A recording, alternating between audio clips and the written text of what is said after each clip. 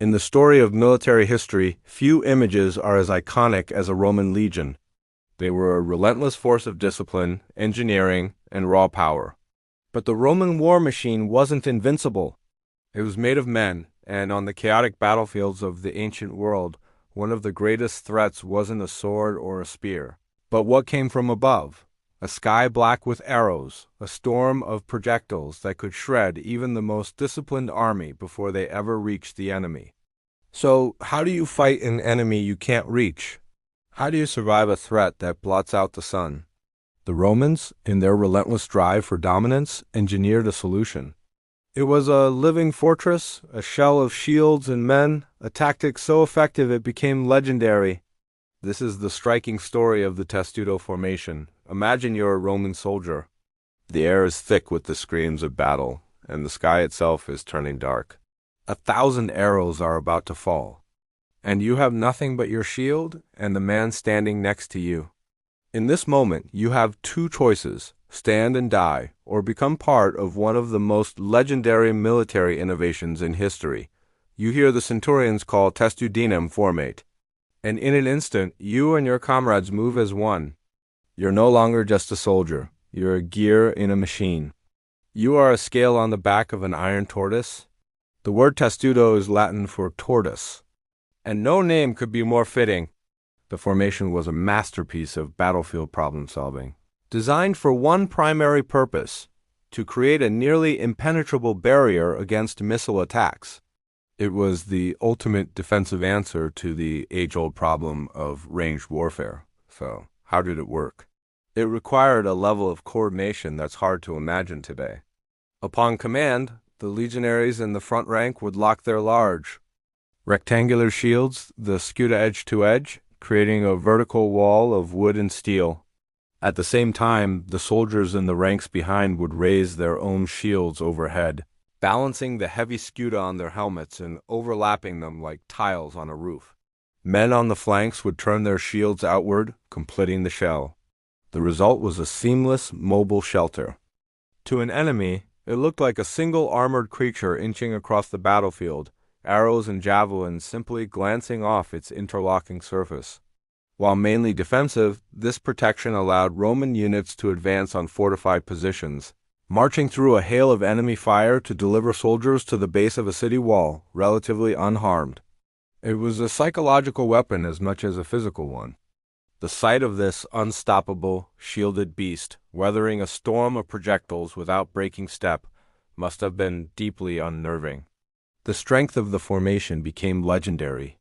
The historian Cassius Dio wrote that its shield roof was so strong and tightly packed that people said it could withstand the weight of a horse or even a cart being driven over it.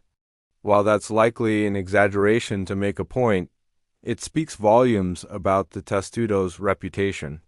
Mastering this formation wasn't simple. It took the relentless drilling and legendary discipline the Roman army is famous for.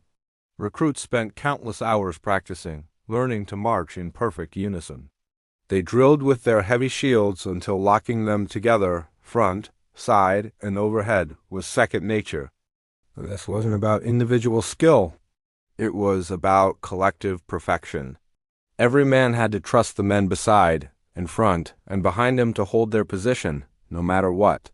It was this intense training that turned a group of soldiers into a living, breathing tank. The Testudo wasn't just a drill ground theory. It was put to the test on some of history's most brutal battlefields. One of the most vivid accounts comes from the historian Plutarch, who described Mark Antony's disastrous invasion of Parthia in 36 BCE as Antony's legions marched through hostile, open terrain. They were relentlessly harassed by the famed Parthian horse archers. Plutarch describes how the Roman shield-bearers wheeled around, enclosed the more lightly armed troops, and the front rank dropped to one knee. The ranks behind them held their shields over the heads of the first, creating that iconic sloping roof. Plutarch noted it was a remarkable sight and the surest protection against arrows which just glance off it. The Parthians, seeing the Romans kneeling, mistook this for exhaustion and charged in. But the Romans sprang up with a unified battle cry, routing the shocked Parthian cavalry. For Antony's beleaguered army, this defensive tactic was a moment of survival in an otherwise catastrophic campaign. For all its strengths, the Testudo was far from invincible. It was a highly specialized tool, and using it in the wrong situation could be fatal. Its genius was also its greatest weakness. The same density that made it resilient against arrows also made it slow, clumsy, and incredibly vulnerable up close. A unit in Testudo formation sacrificed nearly all its speed and mobility, but its most glaring weakness was in hand-to-hand combat. The soldiers were packed so tightly that there was little room to properly use a sword. This was brutally demonstrated at the infamous Battle of Carrhae. The Roman commander Crassus found his legions tormented by Parthian horse archers. To counter the endless arrow volleys, the Romans formed a dense, static shield wall. But this played directly into the Parthians' hands.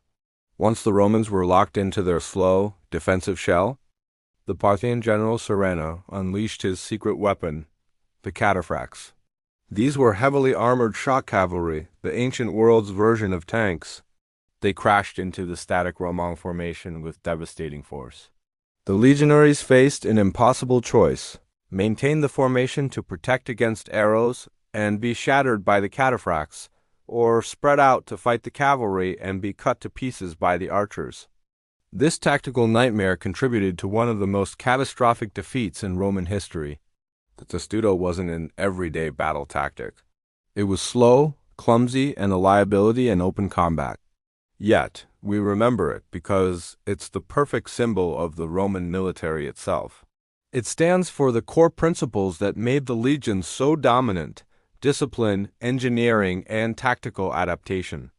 It showcased an army where the whole was greater than the sum of its parts, where thousands of men could act as a single being, trusting their lives to the training of their comrades.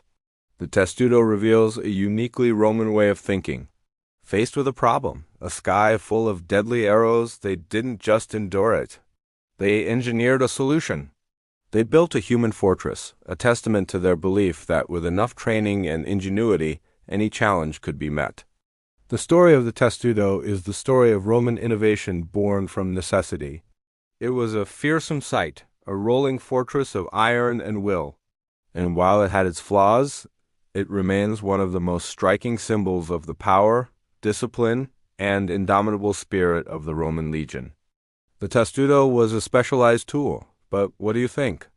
Did it win Rome more battles, or is its reputation bigger than its impact? Let me know your thoughts below.